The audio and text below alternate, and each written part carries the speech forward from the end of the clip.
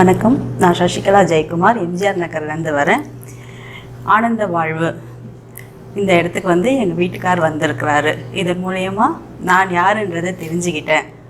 கடவுள்னால் எங்கே இருக்காங்க, நம்ம போய் தேடி கும்பிட்றதில்ல.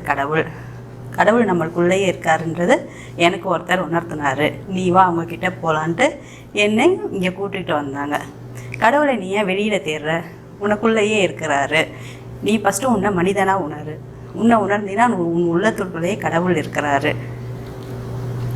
அப்படின்றத தெரியப்படுத்தினாங்க எனக்கு.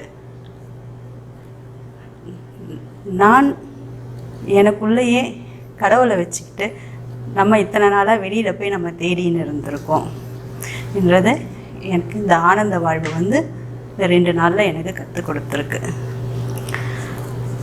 மனுஷங்க பல கஷ்டங்களை சுமந்துக்கிட்டு இருக்கிறாங்க. இங்கே அந்த கஷ்டத்துக்கெல்லாம் நம்ம மனசில் ஒவ்வொருத்தருக்கும் ஒவ்வொரு சூழ்நிலையில் ஒவ்வொரு கஷ்டங்கள் இருக்கும். அது எல்லாத்துக்குமே ஒரு தீர்வு கிடைக்கிது. நம்ம தனியாக நம்மளுடைய கஷ்டத்துன்னு இங்கே எதுவுமே கேட்க வேண்டியது கிடையாது. அவங்க சொல்கிறதுலையே நம்ம கஷ்டத்துக்கு அவங்க சொல்கிறதுல ஒரு பதில் இருக்குது. இது நம்மளுடைய கஷ்டத்தை தீர்வுபடுத்துது.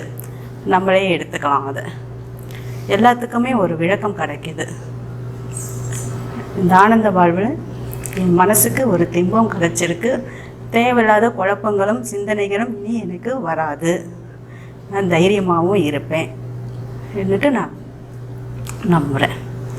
இந்த ஆனந்த வாழ்வுக்கு என்னை கூட்டின்னு வந்ததுக்கு என் வீட்டுக்காருக்கும் நன்றி சொல்கிறேன். இப்படி ஒரு குரு நமக்கு கிடச்சிருக்காங்க. நம்மளை நிறையா இடத்துக்கு நம்ம தேடி தேடி பார்த்துருக்கோம். பல புக்குங்கள் நம்ம படிச்சிருக்கோம். நமக்கு சரியான குரு கிடைக்கல. நமக்குன்னு ஒரு குரு கிடச்சிருக்காங்க. நமக்கு தெளிவுபடுத்துகிறாங்க. நம்ம யாருன்றதை நமக்கு தெளிவுபடுத்துகிறாங்க. நம்மளை உணர்ந்துட்டாக்கா அதுக்கப்புறம் ஒன்றுமே இல்லைல்ல. என்னை யாருன்னு என்னை தெளிவுபடுத்துனதுக்கு நான் நன்றி சொல்கிறேன்.